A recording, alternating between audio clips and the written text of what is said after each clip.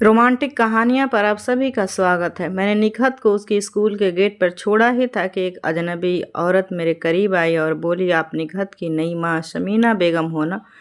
मैंने कहा हाँ।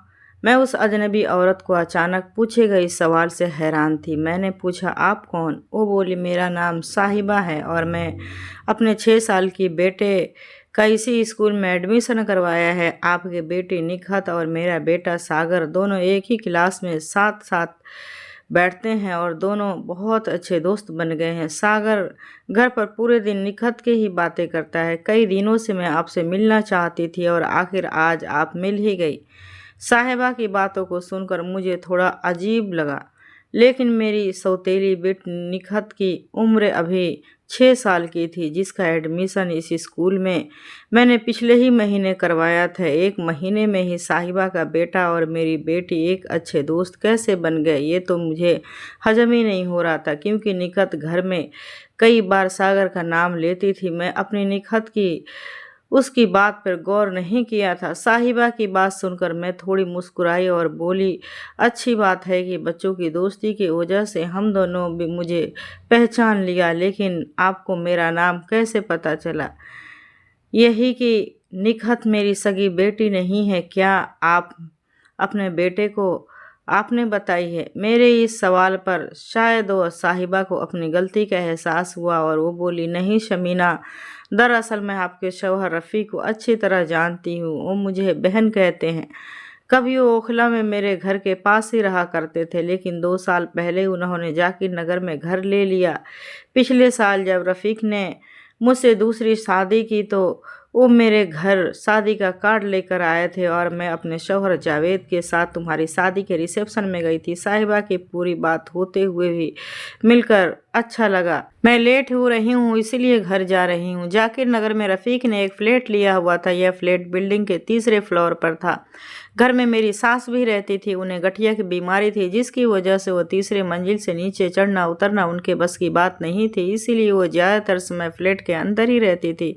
कभी कभी जब माँ को हॉस्पिटल ले जाना होता तो बड़ी मुश्किल हो जाती। मेरे शौहर अपनी माँ से बेहद प्यार करते थे। जब भी उन्हें माँ जी को कहीं ले जाना होता तो रफ़ीक उन्हें गोद में उठाकर नीचे तक ले आते। रफ़ीक सुबह उठकर अपने जॉब के लिए निकल जाते। निखत को स्कूल तक छोड़ना ले जाना लाने का काम मैं खुद ही किया करती थी। निखत मेरी सौतेली बेटी ज़रूर थी, लेकिन मैंने उसे कभी सौतेला व्यवहार नहीं करती थी। मैं निखत को किसी चीज़ की कमी भी नहीं होने देती थी। उसी की वजह से निखत भी मुझ पर भरोसा करने लगी थी। वो भी मुझसे बहुत प्यार करती थी। सगी माँ ना होने की वजह से दुनिया में कोई भी औरत दूसरी औरत को नहीं झेल सकती। इस बात को झुठलाना तो नहीं सकती, लेकिन मैं ये ज़रूर सोचा था कि सौतेली माँ के बारे में जो लोगों को सोच है वो मैं ज़रूर बदल दूंगी, और मैं अपने इस मकसद में थोड़ी बहुत कामयाब भी हो रही थी। रफ़ीक की बेटी निखत को मैं शाम को पार्क में घुमाने ले जाती, उसे बढ़िया कपड़े पहनाती और उसके साथ खूब मौज मस्ती करती। यह देखकर मेरी सास मुझसे काफ़ी खुश रहती। साथ ही रफ़ीक के दिल में मेरी और भी इज्जत बढ़ गई थी। रात को जब रफ़ीक घर आए तब मैंने निखत सो चुकी थी। रफ़ीक ने सोई हुई निखत के माथे को चूमा और फिर अपनी माँ के पास बैठ गए। मैं उनका खाना हमेशा की तरह उनकी माँ के मम्मी के कमरे में ले गई और वहीं बैठ गई। मैंने साहिबा से सुबह की हुई बात के बारे में बताया तो रफ़ीक ने कहा, साहिबा और उसका शौहर फुरकान बहुत अच्छे लोग हैं। कभी वो मेरे पड़ोसी हुआ करते थे, लेकिन 2 सालों में मैं भी काम में इस तरह कदर बिजी हो गया कि उनसे मिलने को फुर्सत ही नहीं निकाल पाया। ऐसा करते हैं कि इस इतवार के दिन उन्हें यहाँ खाने पर बुला लेते हैं, कैसा रहेगा? मैंने कहा ठीक है, मैं कल सुबह जब निखत को स्कूल छोड़ने जाऊंगी तो साहिबा को इतवार के दावत के लिए कह दूंगी। अगली सुबह मुझे स्कूल के गेट पर ही साहिबा मिल गई। मैंने इस इतवार को दावत पर आने के लिए कह दिया। साहिबा मुस्कुराते हुए बोली, रफ़ीक से कहना कि उसकी माँ बाजी उससे नाराज़ है। जब तक तुम दोनों मियाँ बीवी मेरे घर नहीं आओगे तब तक मैं तुम्हारे घर नहीं आऊँगी। शाम को रफ़ीक घर आने के बाद मैंने साहिबा की नाराज़गी वाली बात रफ़ीक को बताई तो मुस्कुरा गया और बोला, ठीक है, इस इतवार हम दोनों ही साहिबा के घर चलेंगे। मैं फ़ोन करके साहिबा को इस बात को इत्तला कर देता हूँ। इतवार के रोज निखत को साथ में लेकर दोनों मियाँ बीवी साहिबा के घर की ओर निकल पड़े। साहिबा के घर रात के दावत थी। हम लोग समय से पहले ही साहिबा के घर के सामने खड़े थे। घर के आगे एक छोटा सा मकान था। तंग गलियों से होकर यहाँ तक आसानी से पहुँचना भी मुश्किल था। मालूम नहीं साहिबा ऐसी जगह में कैसे रहती होगी। कुछ ही देर में हम दोनों मियाँ बीवी साहिबा के छोटे से घर में थे। हमें देखकर साहिबा के साथ साहिबा का शौहर फुरकान भी काफ़ी खुश थे। निखत तो फैजल को देखते ही खुशी के मारे उछल गई। दावत ख़त्म होने तक दोनों बच्चे खूब मौज मस्ती करते रहे। साहिबा का शौहर फुरकान और रफ़ीक पहले से एक दूसरे को बखूबी जानते थे। दावत के दौरान मालूम चला कि साहिबा के शौहर फुरकान की जॉब छूट गई है। खाने के बाद भी हम लोग काफ़ी देर तक बातें करते रहे। रफ़ीक और फुरकान बातों में लगे थे। तभी साहिबा ने कहा, शमीना छत पे चलो, मैं अपने बागीचा दिखाती हूँ। रफ़ीक और फुरकान के नीचे मैं छोड़ और साहिबा दोनों साथ छत की तरफ गई थी, जहाँ छोटी सी जगह में साहिबा ने खूबसूरत बागीचा बनाया हुआ था। रात के वक्त भी कुछ फूल खिले नज़र आ रहे थे। मैंने साहिबा से कहा, साहिबा आपका बागीचा वाकई बहुत खूबसूरत है।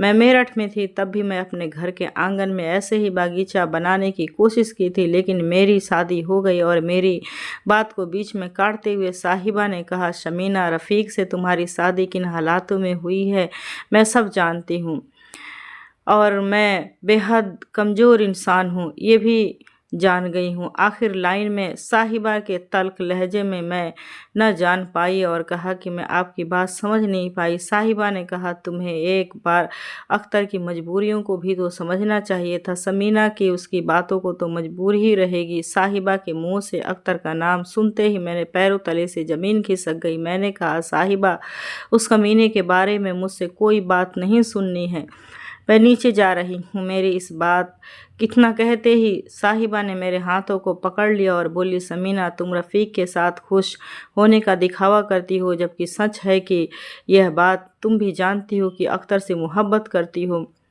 तुम इस दुनिया को ये छुपा सकती हो लेकिन मुझसे नहीं।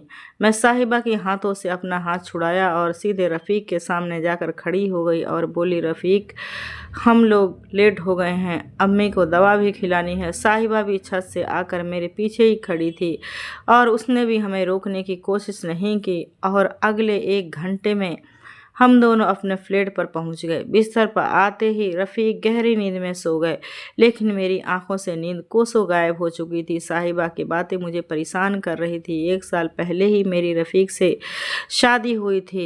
यह रफ़ीक की दूसरी शादी ज़रूर थी और मेरी रफ़ीक कि मेरी भी दूसरी शादी नहीं बल्कि दूसरी ही कहिए एक तरफ का बदला था। 2 साल पहले रफ़ीक के पहली बीवी नाजो मेरे पहले हस्बैंड अख्तर के साथ भाग गई थी। रफ़ीक और अख्तर चचेरे भाई थे। मेरठ में हम दोनों का घर आस पास ही था। अख्तर से मेरी शादी के 3 साल हो गए थे। मुझे रफ़ीक अच्छा लड़का लगा, इसीलिए मैंने अपनी छोटी बहन नाजो के उससे शादी की बात घर में चलाई और नाजो के साथ रफ़ीक की शादी हो गई। लेकिन शादी के तुरंत बाद ही रफ़ीक दिल्ली आ गया और जाकिर नगर में जॉब करने लगा और इधर उसकी नई नवेली दुल्हन नाजो उसका इंतज़ार करती रही। जब भी नाजो रफ़ीक के साथ दिल्ली आने की बात करती, वो हर बार यही कहता कि दिल्ली में जब तक वो अपना फ्लैट नहीं खरीद लेता तब तक नाजो को दिल्ली नहीं बुलाएगा। नाजो की शादी को 1 साल बीते और इसी बीच नाजो प्रेग्नेंट हुई और उसी ने एक बेटी को जन्म दिया। धीरे धीरे 3 साल बीत गए। इसी बीच मेरठ में नाजो का इंतज़ार और दिल्ली में रफ़ीक का संघर्ष जारी रहा और रफ़ीक की बेटी नाजमीन 3 साल की हो चुकी थी। ये तीज त्योहार में ही रफ़ीक 2-4 दिनों के लिए मेरठ आता और फिर से दिल्ली चला जाता। मैं भी नाजो को लेकर बेहद परेशान थी। नाजो मेरे पड़ोस में ही रहती थी और मुझे इस बात का अंदाज़ा भी नहीं था कि मेरी सगी बहन नाजो ने अपनी तन्हाइयों को हल निकाल लिया था और उसकी तन्हाइयों के साथ ही कोई और नहीं बल्कि मेरा शौहर अख्तर ही था। एक दिन दोनों घर से गायब हो गए। 6 महीने तक जब दोनों की कोई खबर नहीं लगी तो मैं मायूस हो गई। कई महीनों तक मुझे ये समझ नहीं आया कि मैं अपनी बहन के धोखेबाजी पर रोऊं या अपने शौहर की बेवफाई पर रोऊं। इसमें दोष किसका था? अख्तर या नाजो का कभी गलती का सारा दोष रफ़ीक का था। अगर वो अपनी बीवी नाजो से मोहब्बत करता तो नाजो को अख्तर की ज़रूरत ही न पड़ती। अगर रफ़ीक नाजो को दिल्ली लेकर चला जाता तो मेरी खुशहाली की गृहस्थी यूँ बर्बाद होने से बच जाती। अख्तर के लिए मेरे मन में नफ़रत के अलावा कुछ बाकी नहीं रह गया था। 6 साल के शादीशुदा के रिश्ते को उसने एक झटके में बर्बाद कर दिया। यूँ तो मैं रफ़ीक को अपनी ज़िंदगी में बर्दाश्त करना नहीं चाहती थी, लेकिन अख्तर से बदले की आग ही मुझे रफ़ीक के करीब ले आई। 1 साल पहले जब रफ़ीक ने मुझसे शादी की बात कही तो मैंने फ़ौरन रफ़ीक से शादी के लिए हाँ कर दी। मुझे लगा कि जब यह बात अख्तर को पहुंचेगी तो शायद उसे अपनी गलती का एहसास होगा, लेकिन रफ़ीक से मेरी शादी को 1 साल बीतने के बाद भी अख्तर का कोई सुराग नहीं मिल पाया था। रफ़ीक से मेरी शादी के वक्त निखत 5 साल की थी। मुझे शक था कि निखत रफ़ीक की नहीं बल्कि अख्तर की ही बेटी है। इसके बावजूद मैं निखत को अपनी सगी बेटी की तरह ही मान चुकी थी। निखत को मेरी रफ़ीक के अलावा था भी कौन? आज साहिबा के मुंह से अख्तर की बातें सुनकर मैं हैरान थी। मुझे साहिबा की बात सुननी चाहिए थी। आखिर वो अख्तर को कैसे जानती है? अख्तर के साथ बिताए 6 साल मेरी ज़िंदगी के सबसे बेहतरीन समय था, लेकिन जब वक्त बदल चुका है और वक्त के साथ रिश्ते भी बदल चुके थे। जो रफ़ीक कभी मेरा देवर हुआ करता था, अब वो मेरा शौहर था और इन सब के लिए अख्तर खुद ही जिम्मेदार था। साहिबा से मेरी मुलाकात को चंद रोज़ ही हुए थे, लेकिन मैं रफ़ीक के साथ बोरिंग सी ज़िंदगी जी रही थी। साहिबा कैसे जानती थी? यह सब सोचते हुए सुबह हो गई। सोमवार का दिन था। रफ़ीक उठते ही ड्यूटी के लिए तैयार होने लगा और मैं भी नाज़मीन को स्कूल ले जाने के लिए अपनी सास के रूम की ओर बढ़ी थी।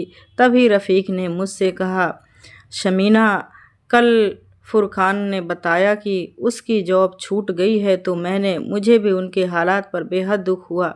कभी ऐसा वक्त था जब मुझे दिल्ली में कोई नहीं जानता था, तब फुरकान और उसकी बीवी साहिबा ने ही मुझे अपने घर में पनाह दी थी। आज वक्त आ गया है कि मैं उनकी मदद करूं। मैंने कहा, आपको जैसा ठीक लगे ज़रूर कीजिए।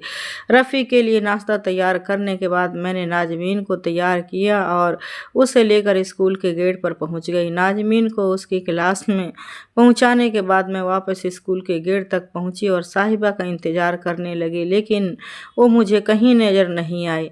तो मैं घर लौट आई। अगले कई दिनों तक मैं स्कूल के गेट पर साहिबा का इंतज़ार करती रही, लेकिन वो मुझे नहीं मिली। क्लास में सागर के न रहने पर नाज़मीन अब भी स्कूल जाने से कतराने लगी थी। सुबह सुबह वो स्कूल न जाने की जिद पकड़कर रोने लगती।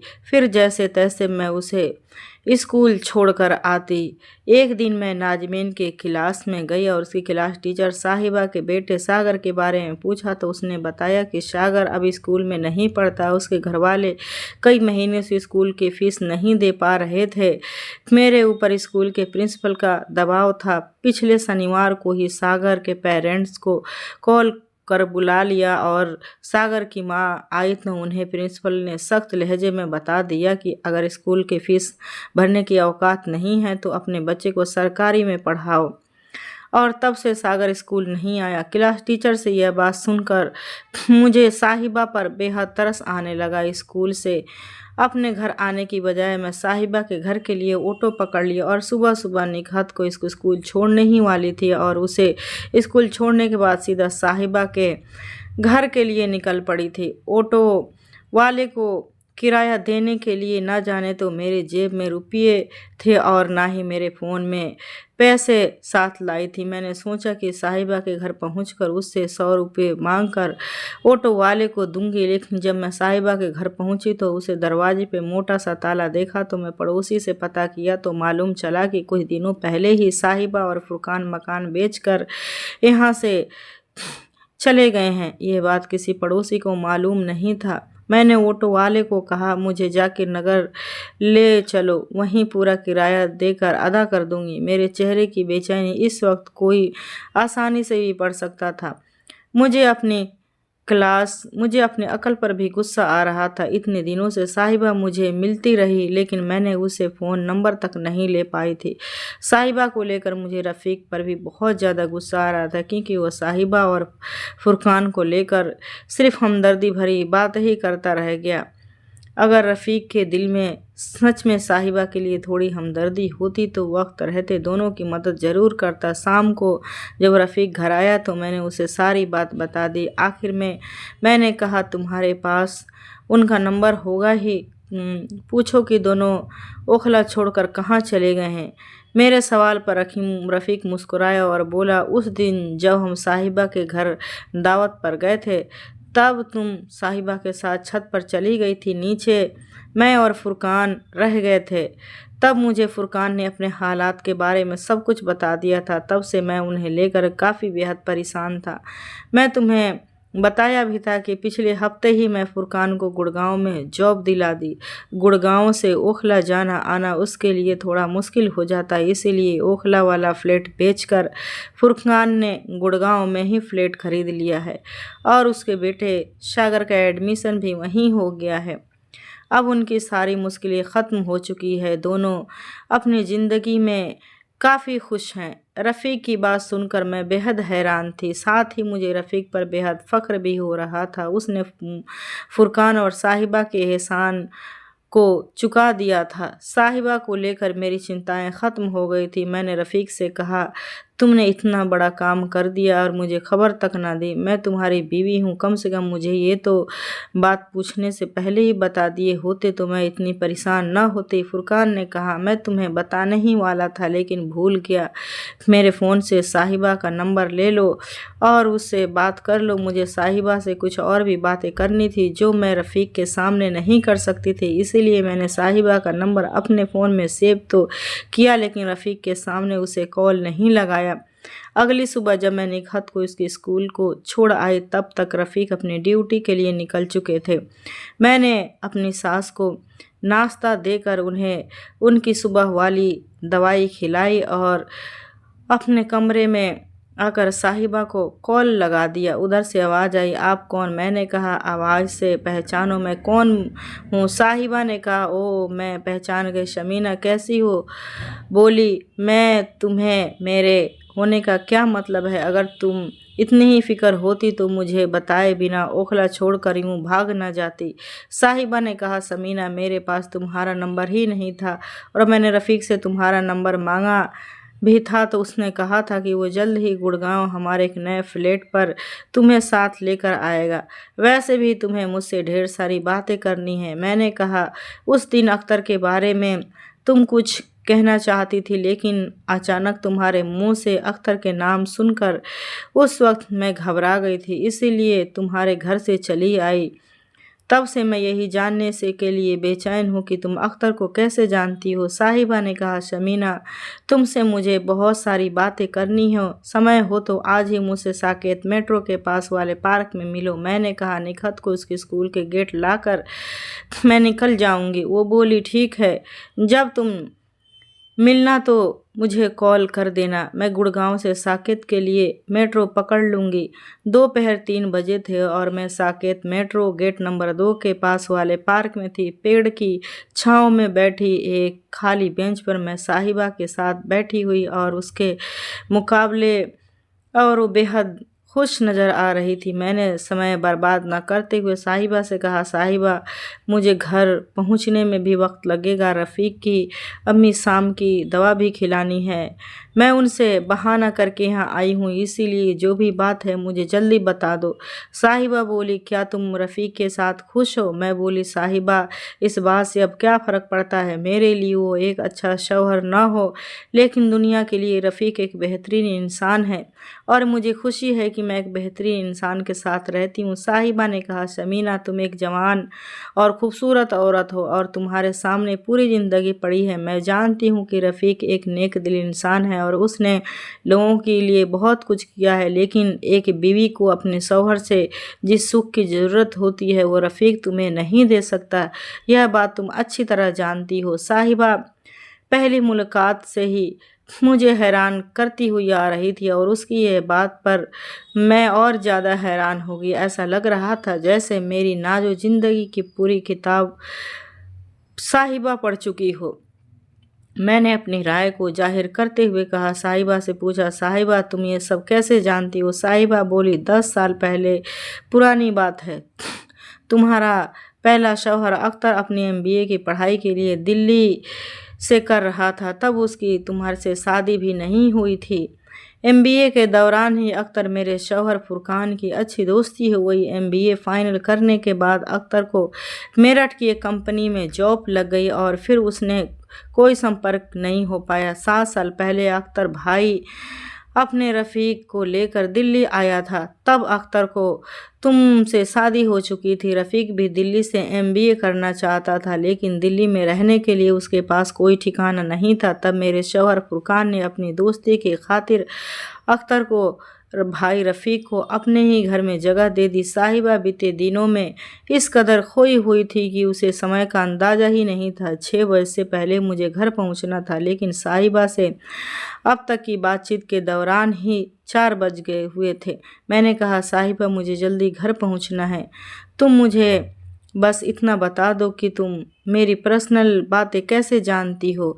अख्तर इस वक्त कहाँ है और वो किसके साथ है? साहिबा ने कहा, समीना, रफ़ीक के घर में तुम्हें दुनिया का सारा सुख मिलता है, लेकिन तुम्हें वो सुख हरगिज़ नहीं मिलता जो तुम्हें अख्तर से हासिल होता था।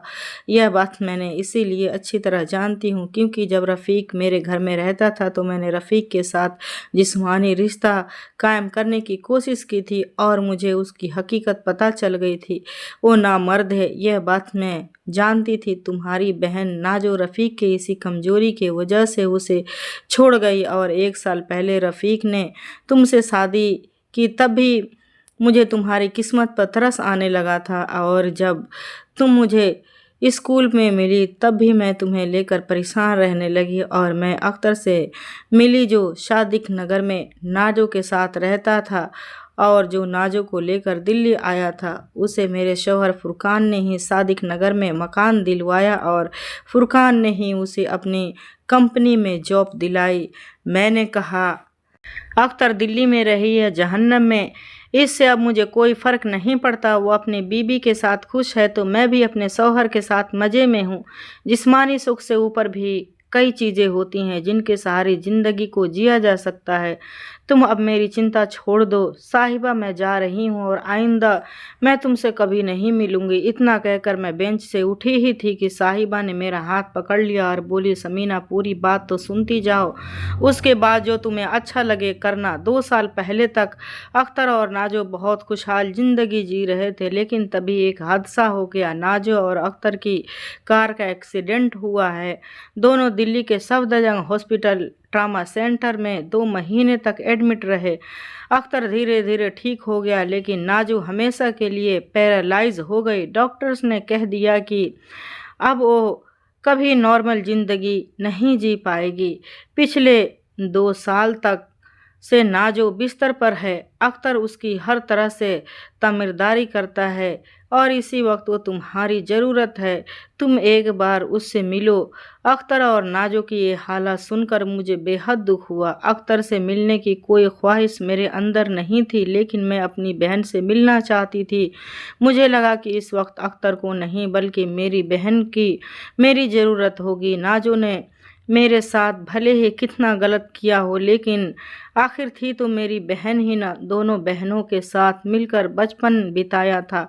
आज मैं उसे इस हाल में देखा भी नहीं गई तो मैं अपनी माँ को क्या जवाब दूंगी, जिसने गरीबी और दुखों के बावजूद हमारी परवरिश में कोई कमी न आने दी थी। मैंने साहिबा से कहा, मुझे अभी नाज़ो के पास ले चलो, मैं रफ़ीक को फ़ोन कर सब कुछ बता देती हूँ, वो भी वहीं पहुँच जाएगा। साहिबा ने कहा, रफ़ीक को नाज़ो के बारे में सब कुछ पता है, वो कई बार मिल चुका है। उसे नाज़ो के बारे में सब कुछ पता होने के बावजूद भी मैं एक बार फिर से चौंक गई। मैंने कहा, अगर रफ़ीक को नाज़ो के दिल्ली में रहने के बारे में सब कुछ पहले से मालूम था, तब उसने मुझसे वो बातें क्यों छुपाई? साहिबा ने कहा, तुम नाज़ो के घर चलो, वहीं सब कुछ पता चल जाएगा। हम दोनों साकेत के बाहर से ऑटो पकड़े और 6 बजे से पहले सादिक नगर में अख्तर के फ्लैट पर पहुंच गई, जहां मैंने पूरे 3 साल बाद अख्तर को देखा। वो नज़रें नीचे किए हुए किसी गुनहगार की तरह मेरे सामने बैठा हुआ था और बगल की बेड पर मेरी बहन नाजो लेटी हुई थी। मुझे देखते ही उनकी आंखें भर आई, लेकिन वो मुझसे मिलने के लिए बिस्तर से उठ पाने की स्थिति में नहीं थी। मैंने उसका हाथ पकड़ा और उसको इस हालात पर मैं भी खुद को रोक न पाई और रोने लगी। इसी बीच रफ़ीक भी वहाँ आ गया। घर में साहिबा के सभी के लिए चाय बनाने लग गई। अख्तर तो कुछ बोल पाने की औकात खो चुका था। तभी रफ़ीक ने मुझसे कहा, समीना, आज मैं जो कुछ भी हूँ अपनी माँ की वजह से ही हूँ। पूरी ज़िंदगी मेरी माँ ने अपने शौहर के जुल्म को झेला है। मेरा बाप ऐसा जालिम इंसान था जो शराब के नशे में मेरी माँ को बुरी तरह पीटता था और अक्सर घर से निकाल देता था। अपने शौहर के जुल्म से तंग आकर मरना चाहती थी, लेकिन मेरी माँ को मरने से पहले मेरा बाप कैंसर से मर गया। मेरी माँ ने मेरी खातिर ही सब कुछ झेला था। मैं अपनी माँ की बुरी हालातों को अपनी आंखों से देखा था, इसीलिए मैं अपनी माँ की हर ख्वाहिश को पूरी खातिर सब कुछ देख करना चाहता था। मैं किसी से भी शादी करना नहीं चाहता था, लेकिन माँ की ख्वाहिश थी कि मैं शादी कर लूँ। मैंने नाज से शादी कर ली। मैं अपनी कमजोरियों को अच्छी तरह जानता था, इसीलिए मैंने किसी से शादी कर अपनी माँ की आखिरी ख्वाहिश को पूरी कर दूँ। तब मैं तुमसे बात की और तुम राजी हो गई, लेकिन तुमसे शादी के बाद मेरी माँ की तबीयत अचानक ठीक हो गई और माँ तुम्हारे साथ खुश देखकर मैं तुम्हें कभी यह सब बताने की हिम्मत नहीं कर पाया, लेकिन अब और मैं तुम्हारी ज़िंदगी के साथ खेलने की हिम्मत नहीं कर सकता। तुम जब चाहो मुझे तलाक दे सकती हो। साहिबा चाय लेकर आई, लेकिन मैं उसकी चाय को छुआ तक नहीं। अख्तर के घर में अब मेरा दम घुटने लगा था। ऐसा लग रहा था जैसे मेरे अगल बगल में बैठे सभी लोग मेरे दुश्मन हैं। मैं झट से उठी और वहाँ से निकलकर सीधे जाकिर नगर अपने घर पहुँच गई, जहाँ निकहत और मेरी सास मेरा बेसब्री से इंतज़ार कर रहे थे, लेकिन अब ये दोनों भी मुझे दुश्मन ही नज़र आ रहे थे। और मैं कमरे में गई और अंदर से कुंडी बंद कर फूट फूट कर रोने लगी। अगले दिन के लिए मेरठ निकल गई। मैंने रफ़ीक को मैसेज कर दिया था कि मैं कभी लौटकर दिल्ली नहीं आऊँगी। अपनी माँ की खुशी के लिए किसी और औरत को ढूंढ लो। धीरे धीरे 3 महीने बीत चुके थे। मैं अपने मायके, अपने भाई और भाभी के बीच रहकर खुश नहीं थी, लेकिन मैं भी क्या कर सकती थी। मेरा अपना कोई घर नहीं था, इसीलिए भैया के घर रहना मेरी मजबूरी बन गई थी। एक दिन मैं सुबह उठी थी कि साहिबा का कॉल आया। उसने मुझे बताया कि उसकी बहन नाजो का इंतकाल हो गया है। हो सके तो आज ही दिल्ली पहुंच जाओ। मैं दिल्ली में ना जाने कसम खाकर मेरठ आई थी, लेकिन सब्र ऐसी थी कि मुझे दिल्ली जाना ही पड़ा। मेरे भैया के लिए तो नाजो मर चुकी थी, इसीलिए नाजो के जनाजे में शामिल होने से उन्होंने इनकार कर दिया। अकेले ही सादिक नगर पहुंच गई। अगले दिनों तक साहिबा के घर पर ही रही। एक दिन मैं साहिबा के फ्लैट की बालकनी में खड़ी किसी सोच में गुम थी कि साहिबा मेरे करीब आई। साहिबा ने मेरे हाथ को पकड़ा और बोली, अख्तर को अपनी गलती का एहसास है, लेकिन शर्मिंदगी की वजह से वो तुम्हारे सामने नहीं आ पा रहा है। हो सके तो उसे माफ़ कर दो और अपनी ज़िंदगी की गाड़ी को पुराने पटरियों पर ले जाओ।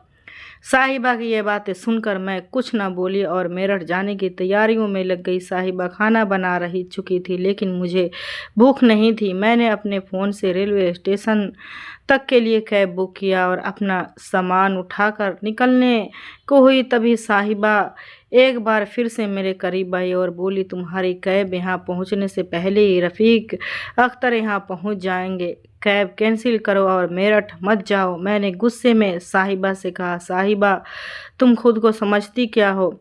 मैं कोई खिलौना नहीं जो कोई भी मर्द मुझसे अपने हिसाब से खेले और फिर उसे डस्टबिन में फेंक दे।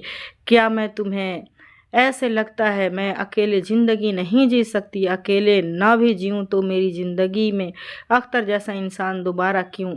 मैं कैसी मर्द की बिना जी नहीं सकती हूँ। मुझे अब ना रफ़ीक की ज़रूरत जैसे कमीने इंसान की ज़रूरत है और ना ही अख्तर जैसे धोखेबाज कि मैं परेशान मत करो। साहिबा, मेरी बात ख़त्म होने से पहले दरवाजे पर गाड़ी रुकने की आवाज़ आई तो मैं झट से अपना सामान लेकर दरवाजे तक पहुँच गई, लेकिन मेरे कैब की जगह रफ़ीक की गाड़ी थी। जिसमें रफ़ीक को उतरते देखा तो मैं गुस्से में और लाल हो गई। रफ़ीक के साथ अख्तर भी गाड़ी से उतरा। आखिर जो 2 आदमी उतरा वो मेरा भाई रिजवान, भैया के साथ मेरी भाभी भी थी। मेरी कैब कैंसिल हो चुकी थी और हम सभी लोग साहिबा के ड्राइंग रूम में बैठे थे। मेरे भैया भाभी ने मुझे समझाने की कोशिश की, लेकिन मैं किसी भी सूरत में अख्तर को नहीं अपना सकती थी। तभी अख्तर ने मेरे करीब आया और आकर, मुझे माफ़ कर दो समीना, मैं गलती का बेहद शर्मिंदा हूँ। अख्तर की इस बात पर मेरा मन किया कि मैं उसे ज़ोर से थप्पड़ मारूं, लेकिन मैं ऐसा नहीं कर पाई। तभी रफ़ीक ने एक पेपर मेरे सामने करते हुए कहा, यह तलाक के पेपर है, इसमें साइन कर दो और हो सके तो मुझे माफ़ कर देना। शमीना भी अपने दिल की हाथे मजबूर हो गई और आखिरकार अख्तर फिर से मेरा शौहर बन चुका है।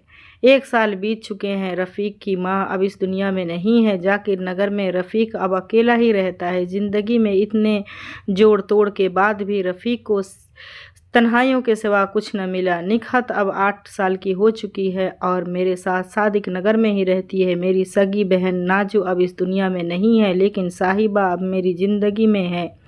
मेरी सगी बहन से ज़्यादा अहमियत रखती है। मैंने अब तक अख्तर और रफ़ीक को दिल से माफ़ नहीं किया है, लेकिन जिस अख्तर को मैं अपनी ज़िंदगी से बेदखल कर दिया था, अब वही अख्तर अब फिर से मेरे दिल की गहराइयों में समा चुका है। दोस्तों, वीडियो कैसा लगा कमेंट करके ज़रूर बताना। वीडियो अच्छा लगे तो वीडियो को लाइक और मेरे चैनल को सब्सक्राइब ज़रूर कर देना।